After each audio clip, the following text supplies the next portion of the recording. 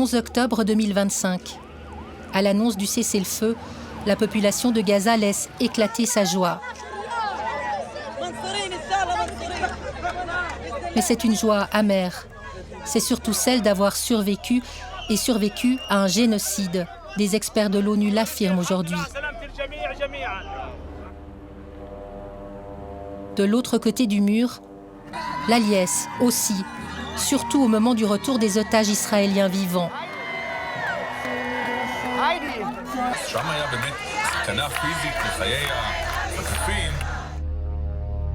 Nous avons vécu ce moment entre deux mondes, enquêtant ici au pied du mur du côté israélien et là-bas à Gaza, grâce à nos collègues palestiniens. Les bombes se sont tues. La population de Gaza doit maintenant trouver la force de se relever alors que la paix est fragile et la menace encore si proche.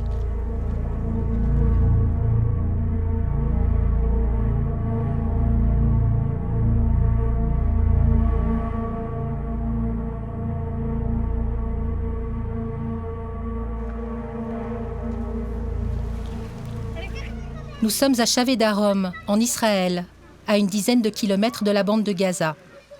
Discrètement installées sur un terrain vague, 7 petites maisons en préfabriqué ont été déposées début septembre 2025. Ici vivent 7 familles nombreuses qui se considèrent comme des pionniers.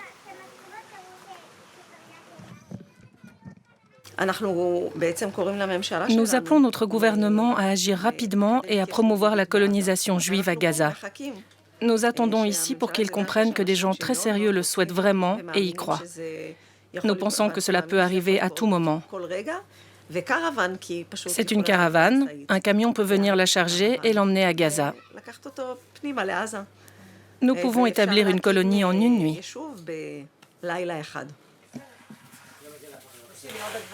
Hadar Pentahon, 39 ans, est né en Israël. Son mari a quitté l'Éthiopie alors qu'il avait 4 ans. Pour réaliser leur projet de coloniser Gaza, le couple et 5 de leurs 7 enfants ont quitté leur grande maison d'Ashkelon pour s'entasser dans environ 30 mètres carrés. Ils sont à l'étroit. Il n'y a qu'une seule plaque électrique pour cuisiner. En plus, Hadar est enceinte de 8 mois. Si demain il y a une opportunité d'entrer dans Gaza, vous y allez ? Oui, et plutôt hier que demain. Je veux être là-bas dès que possible.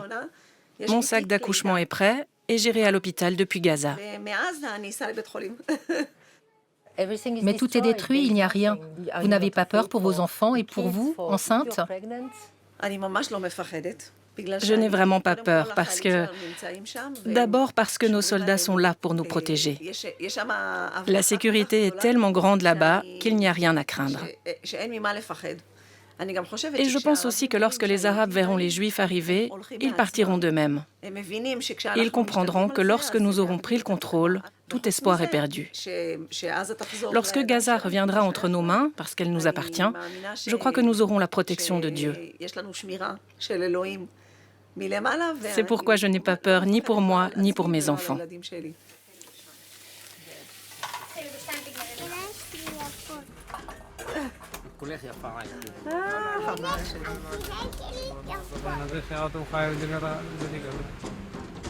Derrière ces familles, il y a le puissant mouvement Nashallah, qui revendique depuis des années la vision du Grand Israël, l'implantation de colonies en Cisjordanie et maintenant à Gaza. À la tête de l'organisation, Daniela Weiss. Nous planifions de coloniser toute la bande de Gaza, en commençant par là. Aucun Gazaoui ne restera à Gaza. C'est la fin. Le chapitre des Gazaouis à Gaza est terminé. L'association collecte des fonds dans le monde entier et finance par exemple les maisons préfabriquées. 13 familles, y compris celle de Hadar, sont prêtes à entrer immédiatement dans la bande de Gaza. Plusieurs centaines devraient suivre.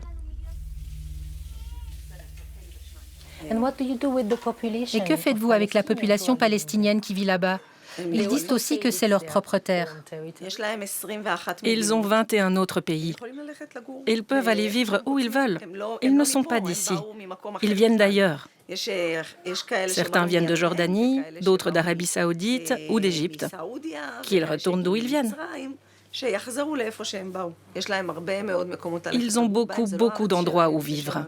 Ce n'est pas leur pays, c'est le nôtre, et ils le savent. Mais leur idéologie est de détruire le peuple d'Israël. Et ils y travaillent sans relâche. Mais il y a aussi la population civile, qui n'est pas Hamas. Qu'est-ce qu'on fait d'eux?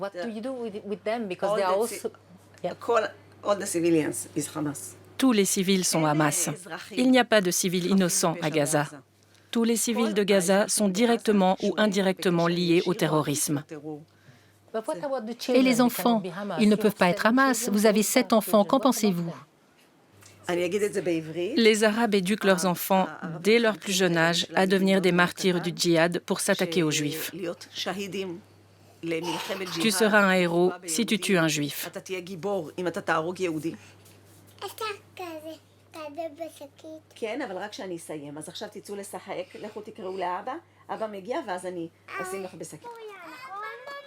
Des propos extrêmes. Mais vous allez le voir, ils sont loin d'être uniques.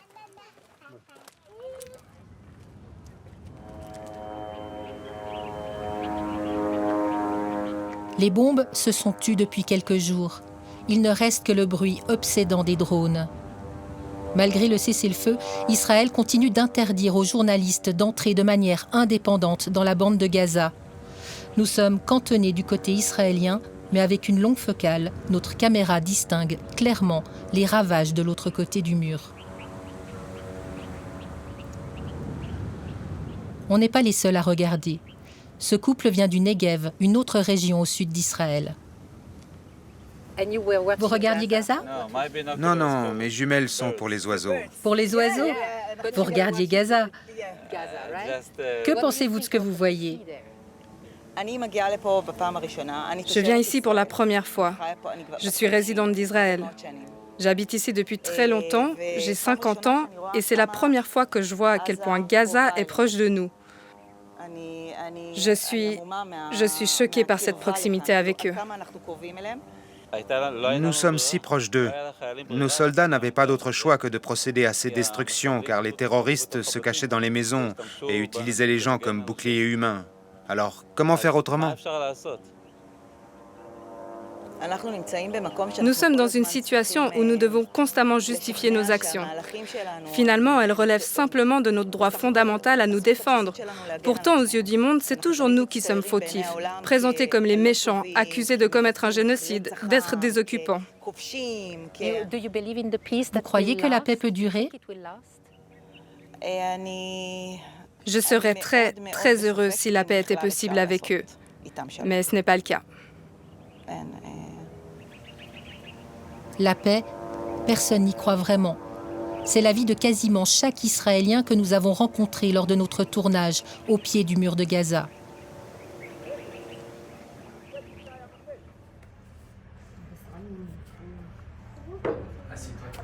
À quelques kilomètres seulement, mais pourtant inaccessible, se trouve Gaza City. C'est là qu'habite Rami Abou Jamous, sa femme Saba et ses enfants Walid et Ramzi. Rami est journaliste palestinien. Il a étudié en France et nous travaillons ensemble depuis une bonne quinzaine d'années. Pour réaliser ces images à l'intérieur de Gaza, nous avons engagé un caméraman palestinien. Walid, le Superman, bravo. On appelle Rami. C'est bizarre d'être si proche, mais si loin. On aimerait connaître la perception du cessez-le-feu du côté des Gazaouis. Même si c'est la fin de la guerre, ou bien il n'y a plus de bombardements, mais ça ne veut pas dire que c'est le paradis après.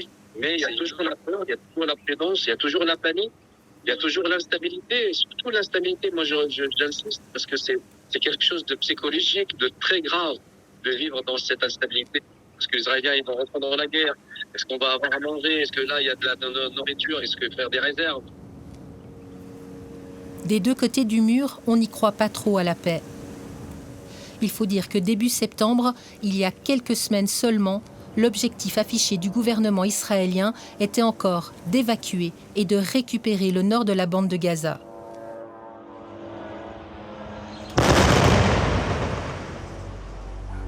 Ce qui est considéré comme un assaut final commence le 5 septembre par ce message du ministre israélien de la Défense.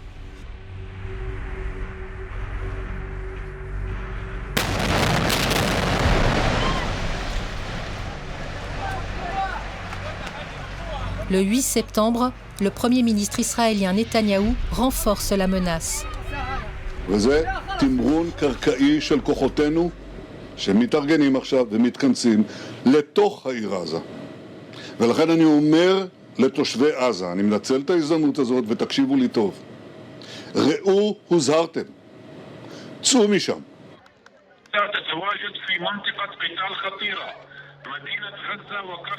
Les jours suivants, des tracts arrosent le nord de la bande de Gaza, appelant à fuir vers le sud. Des messages en arabe sont envoyés sur les téléphones des habitants.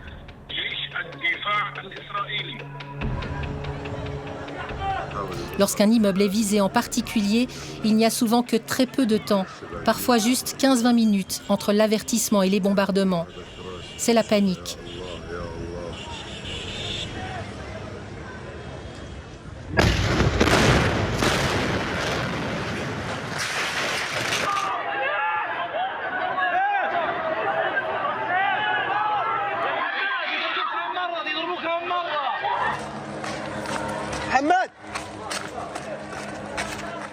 L'une des tours ciblées, c'est la tour Mouchtaha, toute proche de chez Rami.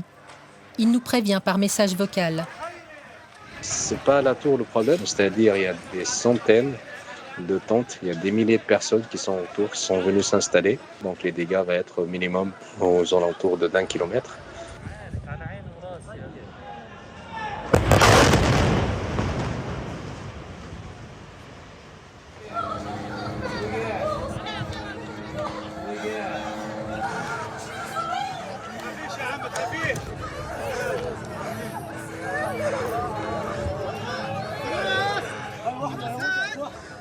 On est inquiet. On tente de le joindre. C'est souvent difficile, il y a des coupures de réseau. On doit parfois essayer pendant des heures. Salut Isabelle, comment ça va? Moi je vais bien, et toi? À chaque fois c'est le soulagement. Rami a décidé de rester à Gaza City. C'est ma façon déjà de résister. Le fait de partir tout de suite, c'est donner un cadeau à cette armée d'occupation. Donc je reste là jusqu'à la dernière minute. Tant que je peux parler de la Palestine, tant que je ne suis pas forcé à être déporté, je resterai pour parler de Gaza. Rami a déjà vécu plusieurs déplacements. Le premier au début de la guerre, en novembre 2023. Réflexe de journaliste, il a tout filmé.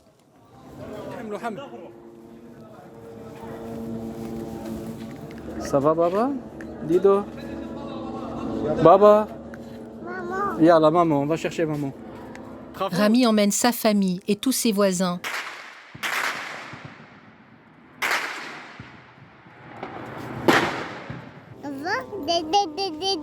Oui, t'as vu, Baba? Ils ont tout bombardé. Depuis le début de la guerre, jour après jour, Rami tente de préserver son fils. Mais moi, j'ai pas envie que la peur s'implante dans son cœur et j'ai pas envie qu'il y aura de la haine dans son cœur. J'essaye depuis le premier jour de la guerre de le mettre à côté dans un monde à part. Les bombardements, c'était des feux d'artifice, il applaudit. Ah, bravo Walid, applaudis Baba, applaudis. Bravo Dido, bravo Baba. Il n'a pas peur Dido, bravo. Et, quand on est parti déplacer plusieurs fois, on a pris des charrettes et tout. Regarde papa, c'est joli, on va partir. Et comme si on était dans une vadrouille.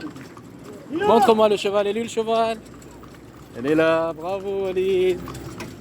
On était très contents, on a fait des cerfs-volants avec les drones, et saluer les drones comme si c'était des amis oiseaux. Fais-lui un bisou. Le 14 février 2024, en pleine guerre, naît le petit Ramzi. Mais on vit toujours dans l'amour, même s'il y a la destruction, s'il y a le massacre, le génocide. Et surtout, c'est un message au monde entier que voilà, Gaza, c'est pas la mort. Gaza, c'est plutôt l'amour.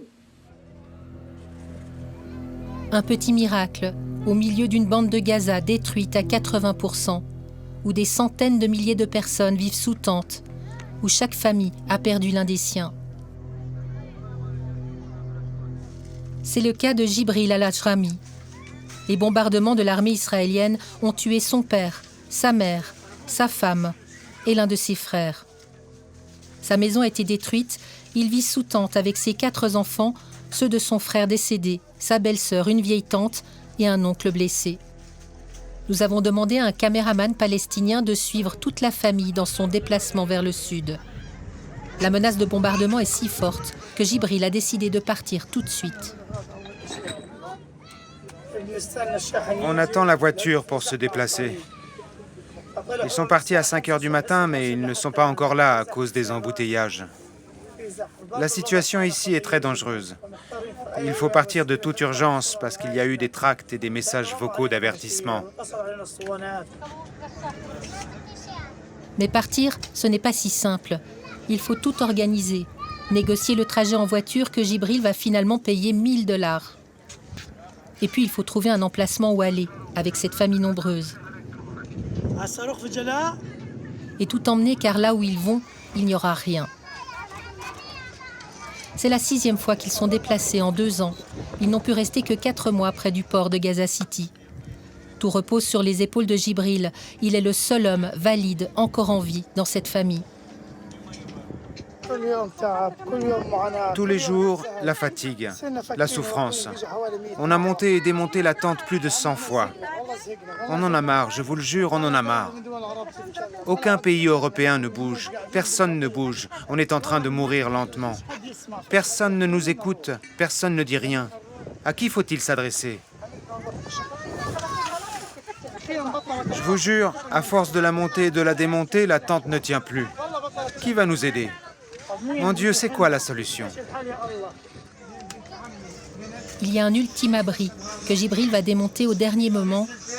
C'est celui de son oncle, gravement blessé.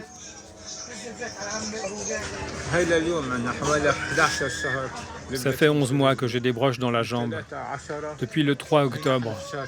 Et là, on est en septembre, donc ça va faire 1 an.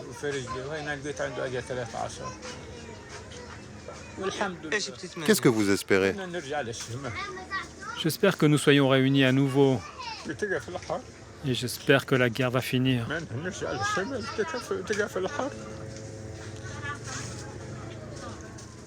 Vous allez partir où?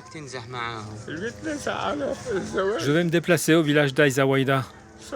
Ici, au port de Gaza City, c'est devenu une zone dangereuse. Mon neveu y a été tué. Où va-t-on aller? J'ai peur. Il n'y a pas d'endroit sûr à Gaza.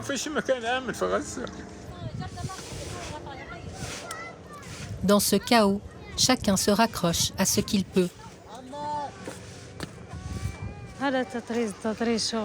C'est moi qui ai fait cette broderie. C'est pour ça que je la garde précieusement. J'aime tout ce qui est brodé, alors je l'emporte avec moi.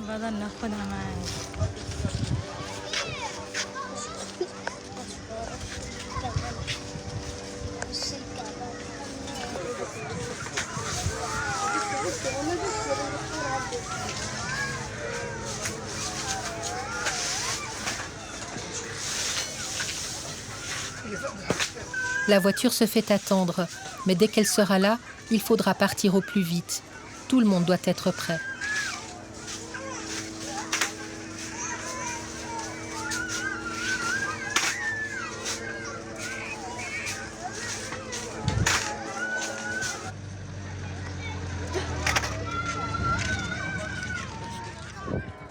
À chaque instant, les bombes peuvent recommencer à tomber.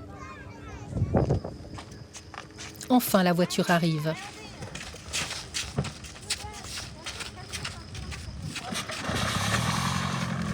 La famille va rejoindre la longue cohorte des 500 000 Palestiniens qui, à l'annonce de l'offensive sur Gaza City, ont précipitamment fui vers le sud.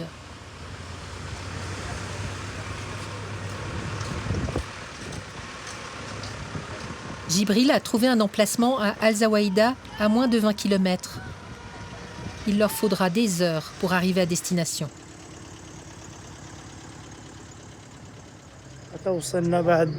On est arrivé après des heures de souffrance. On a passé la nuit dans la rue en attendant le matin pour voir ce qu'on va faire. On va monter la tente ici.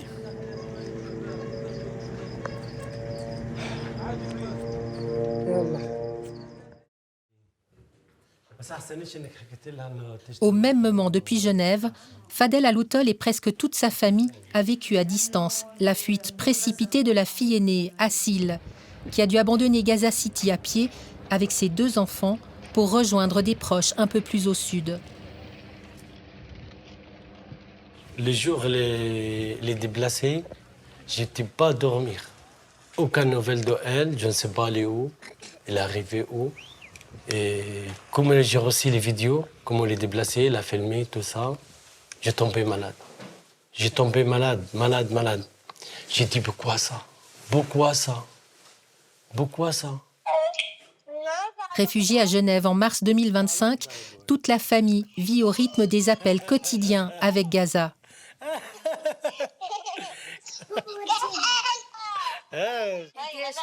À chaque coup de fil, il faut se rassurer.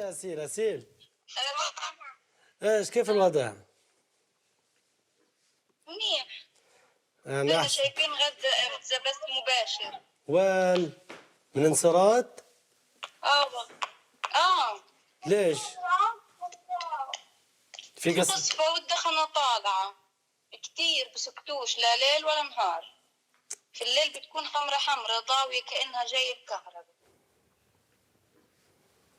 يلا أنا عارف بعين الله ليش ننام بس مباشر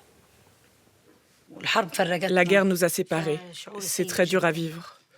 Je ne peux pas vivre sans elle. Je ne peux pas dépasser ça. Quand je n'arrive pas à avoir de nouvelles d'elle, certains jours, je n'arrive rien à faire. ايش تغديت اليوم؟ ايش اكلت؟ ايش تغديت؟ والله عملنا تونة. تونة؟ اوه كويس تونة ممتاز. إن شاء الله. L'un des points essentiels des discussions, c'est la nourriture. Il n'y a plus rien à Gaza, plus rien à manger.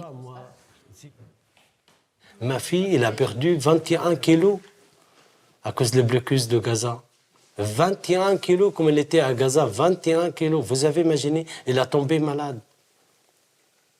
Comme je parle avec elle, j'ai dit, comment je veux tenir 30 secondes avec elle? Je ne peux pas. Je ne peux pas. Parce que je vois les gens, ils vont mourir devant moi, je n'aurais pas aidé. À leur arrivée en Suisse, toute la famille a dû retrouver les gestes d'une vie normale. Qu'est-ce que tu as trouvé le plus fantastique quand tu es arrivé ici, en Suisse? Genève. tous. Les secrétaires, Les jeux de tous. Alors et toi, qu'est-ce que tu préfères ici? ايش بتفضلي هنا؟ Colle. Cool, tout. Est-ce que tu vas à l'école? تروح على المدرسة؟ Oui. Oui. Est-ce que ça te plaît? بتحبيها؟ عجبتك؟ Oui.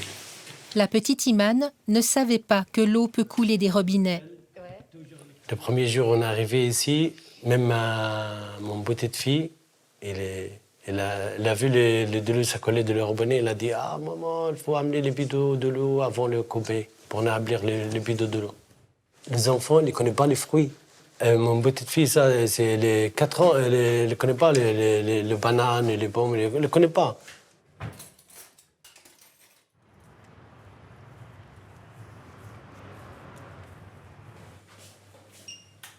Fadel n'est pas à Genève par hasard. Il est l'un des archéologues de Gaza et collabore depuis des années avec le Musée d'art et d'histoire de Genève, notamment depuis une exposition des trésors de Gaza en 2018. Le Covid, puis la guerre, ont par chance empêché le retour à Gaza de la précieuse collection. Gaza, c'est une histoire très importante pour l'humanité. Gaza, 5000 ans. Gaza, c'est très riche archéologie. Gaza, où on fouille, on trouve l'archéologie. Même si les gens vont construire une maison, on trouve l'archéologie. S'ils vont faire les travaux dans une route, on trouve l'archéologie. Même si les Israéliens le bombardent, un terrain, on trouve l'archéologie dedans. L'une des plus précieuses collections protégées par l'UNESCO se trouvait encore dans un entrepôt à Gaza City lorsque le 10 septembre, l'armée israélienne annonce qu'elle va bombarder le bâtiment. Une course contre la montre s'engage. Depuis Genève, par téléphone, Fadel sélectionne ce qui doit être déplacé en priorité. Il faut faire sauvegarde vite. Si je suis à Gaza, je sors tout, Je sors tout, même s'ils vont bombarder ou je suis dedans. Je ne bouge pas.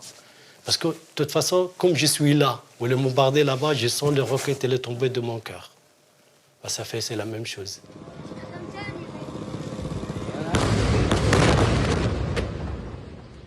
Ces images montrent le bombardement de l'entrepôt. Heureusement, 70% des trésors de Gaza ont pu être déplacés à temps. Qu'est-ce qu'il y a, Baba? Qu'est-ce qu'il y a, Habibi? C'est quoi? C'est du papier? C'est quoi? Waouh! C'est joli, Baba! T'as vu le papier? 24 septembre 2025. La menace pour notre collègue journaliste Rami s'intensifie. Il est toujours à Gaza City. Il envoie ce message vocal. Voilà, ce matin, on réveillait avec des tracts. On lançait des tracts dans notre quartier. Il est maintenant trop risqué de rester. Rami et sa famille préparent leurs bagages, ce qu'ils peuvent porter. Tu veux mettre tes jouets dans le cartable, Baba? Viens. Mais il y a aussi tout ce qu'ils vont devoir abandonner. Puisque la décision est prise, on va partir. On va faire juste un dernier adieu à ce qu'on va laisser. Là, ce sont les habits de mon père. Ça, c'est son costume juste avant qu'il parte se reposer en paix. Ça, ce sont des lunettes de ma mère.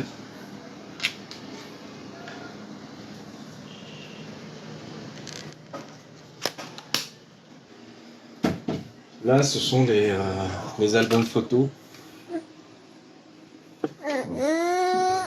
Tous les albums photos, on les a mis ici. Là, c'est un portrait de moi à Montmartre. En France. Là, voilà, je voulais partager avec vous ce moment d'adieu. Parce qu'on ne sait pas si tout ça, ça va rester, mais au moins, on l'a en vidéo. Et comme ça, Ramzi et Walid, un jour, ils vont voir un peu ce patrimoine que j'avais réservé de père en fils. Les chars de l'armée encerclent Gaza City. C'est le moment de partir. Valise.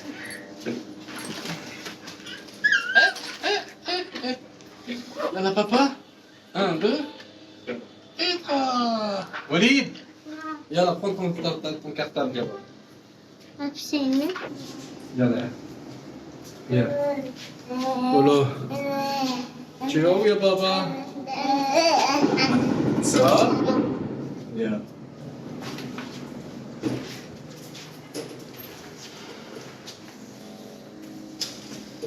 Au revoir, mes amis.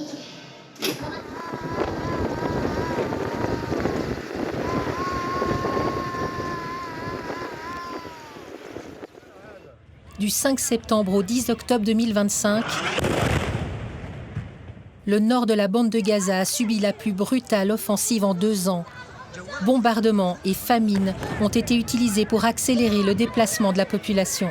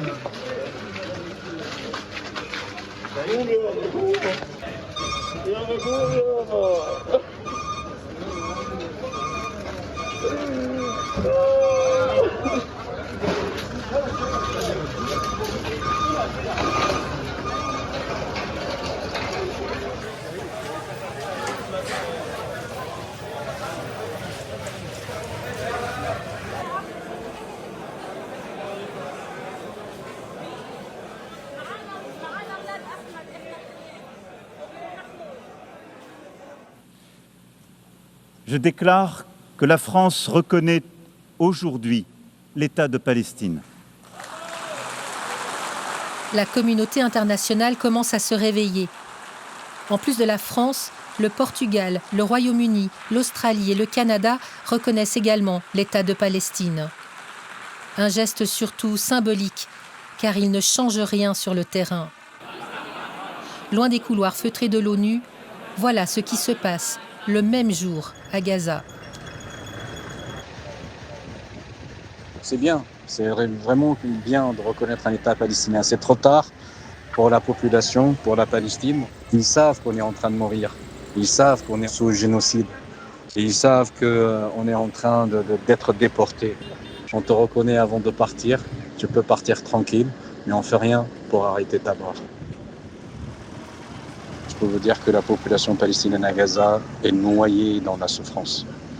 Ils n'arrivent même pas à sortir leur tête de cette noyade de la souffrance pour entendre qu'est-ce qui se passe autour.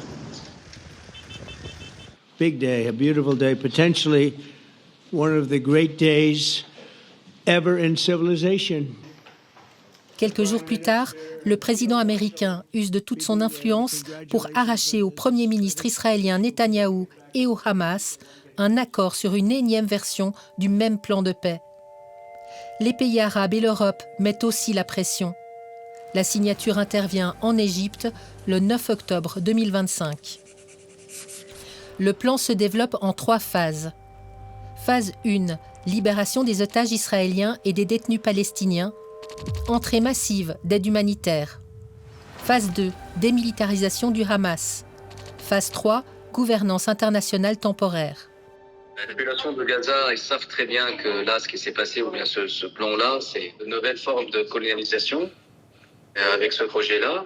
Et c'est la perte de la Palestine, c'est la déchirure de Gaza à la Palestine. Et historiquement, socialement, financièrement, économiquement, géographiquement, on va perdre la moitié de la Palestine, si ce n'est pas toute la Palestine, mais on va garder le Palestinien. On sauve le peuple palestinien de Gaza, mais au sacrifice de la Palestine. Le cessez-le-feu entre en vigueur samedi 11 octobre 2025. À l'intérieur de Gaza, c'est la joie. Mais comme pour Jibril et sa famille, toujours sous tente, c'est surtout la joie d'avoir survécu.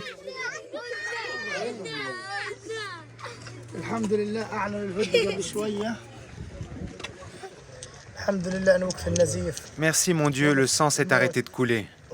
La mort s'est arrêtée.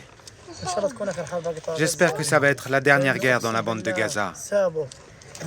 Parce que je le jure, ça laisse dans le cœur une blessure très profonde. On a tout perdu, tout ce qu'on aime. On ne peut compter que sur Dieu. La blessure est très très profonde.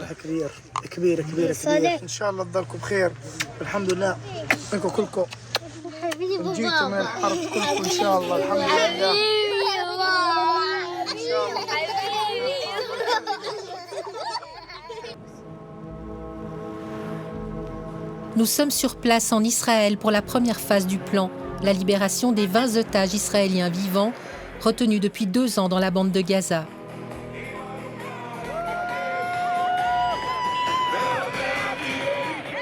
La foule est venue saluer les voitures sur le chemin entre Gaza et la base militaire de Re'im.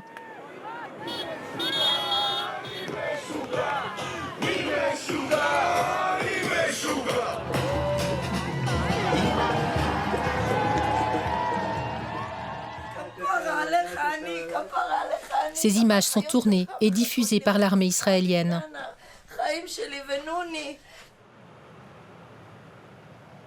Les otages libérés repartent ensuite pour une prise en charge dans des centres hospitaliers.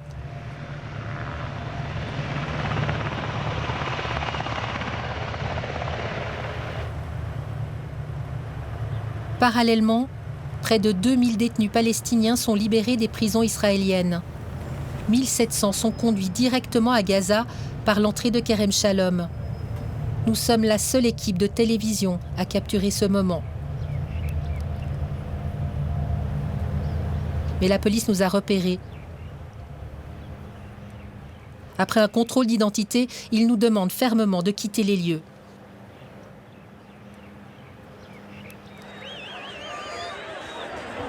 À l'intérieur de Gaza, les caméras palestiniennes cueillent l'un des vrais moments de joie de ce cessez-le-feu, le retour des détenus dans leur famille. La plupart de ces détenus étaient retenus sans charge légale et sans jugement.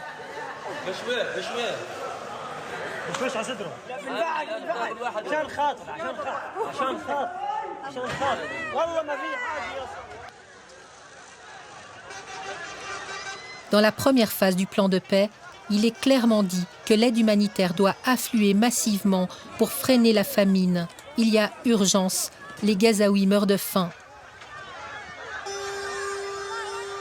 Dans le détail, 600 camions devraient quotidiennement approvisionner la bande de Gaza. Or, les informations sont contradictoires. Si Israël assure qu'assez d'aide humanitaire est fournie, seuls 200 camions par jour seraient en fait autorisés à entrer. Nous partons sur les traces de ces centaines de camions manquants. Autant de camions, c'est forcément visible quelque part. L'accès à Gaza par Rafah en Égypte est fermé. Donc il n'y a que 3 entrées possibles depuis Israël. Au nord, c'est Zikim. En cherchant le bon point d'accès, nous avons pu nous approcher vraiment très près du mur. On trouvera le passage un peu plus loin, en reconstruction et hautement gardé, impossible de filmer. Aucun camion là-bas. Au centre de la bande de Gaza, c'est Kissoufim. La route nous conduit jusqu'à un barrage gardé par des soldats israéliens. On se fait rattraper par un véhicule militaire, autant leur poser la question. On a entendu qu'il y a des camions d'aide humanitaire qui passent ici. Non, ils ne viennent pas ici. Ah, par Zikim, ok. Il n'y a rien ici. On en vient de Zikim. On sait très bien qu'il n'y a rien là-bas. Le troisième point, et le plus connu, c'est Kerem Shalom, tout au sud de Gaza.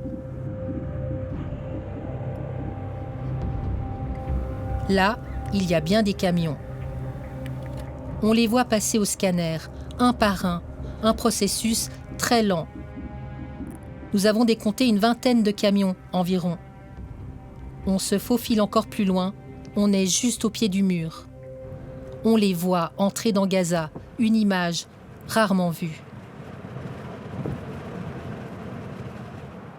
Mais on est vite repéré. Ils nous ont vus là-bas. Il y a une voiture qui va venir ici, je pense que... Ils ont pris la carte, on va dire, ou pas? Au final, on n'a vu que quelques camions, mais pas des centaines. On appelle notre journaliste, Rami. Depuis, il est rentré à Gaza City. Et incroyable, son appartement est intact.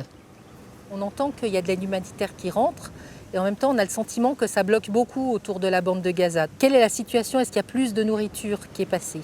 C'est pas du tout suffisant. Déjà, c'est pas suffisant. C'est pas comme c'était prévu avec l'accord. Les Israéliens, ils ont fait passer ce qu'on appelle le secteur privé. Donc maintenant, dans les supérettes, on peut trouver beaucoup de choses qu'on ne trouvait pas avant. On peut trouver du chocolat pour la première fois. On peut trouver des boîtes de conserve qu'on n'a jamais vues. Et on peut trouver aussi tout ce qui est boissons gazeuses, etc. et du café. Alors, les gens, ils doivent payer pour acheter ce genre de nourriture. Mais malheureusement, la majorité de la population dépend de 100% d'aide humanitaire. Et malheureusement, cette aide humanitaire n'est pas arrivée. Ce que dit Rami, c'est que les autorités israéliennes laissent entrer surtout des marchandises à vendre dans les magasins. Ces produits sont trop chers pour l'immense majorité des Gazaouis qui survivent grâce à l'aide humanitaire. Ces images datent du 1er novembre 2025, bien après le cessez-le-feu.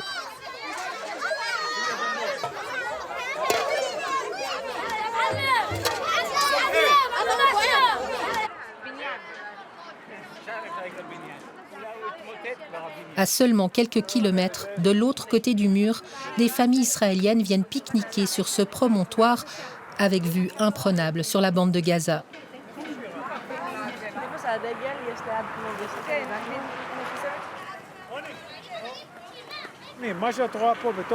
Ce que tu vois à l'intérieur, c'est l'armée israélienne.